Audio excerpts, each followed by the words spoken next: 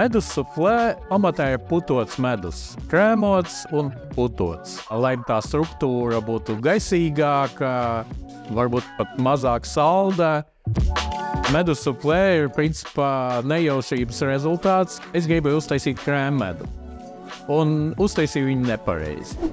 Es viņu pārpūtoju ar daudz lielāku ātrumu nekā vajag.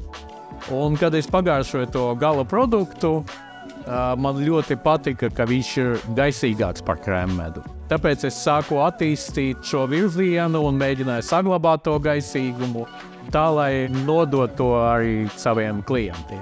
Medus suflē ir pilnīgi noteikti medus, kas saglabā visas labas medus īpašības.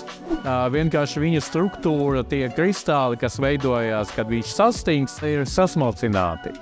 Ja, un viņi neturās viens pie otra, tāpēc viņu viegli uziest uz pankūkām, uz balsmaizi, galetēm.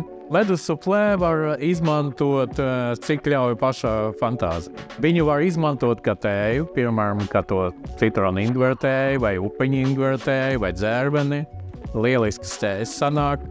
Pieliec 2 karotes samais un tev ir gatava tēja. Viņu var ēst ar karoti, viņu var piejaukt dressingam salātos pie tās mērcītes, ar viņu var glazēt lasi vai vistu, ar viņu var marinēt. Pašreiz man ir 13 dažādas garšas, es turpinu eksperimentēt. Viens no pēdējiem veikumiem ir ar bībotnēm un kumelīti un mārsilu. Mēs izmantojam vislabākus ingredientus, kādi ir iespējami. Piemēram, ja tas ir ogas, tas ir liofilizēts, augstuma žāvētas ogas, kas saglabā visu garšu un smaržu. Šokolādes medus suflē ir nevis vienkārši ar kaut kādu lētu kakao pulveri, bet ar izcilu Ekvadoras šokolādu no džungļiem, no senās šķirnes, kas ir viena no aromatiskākām pasaulē.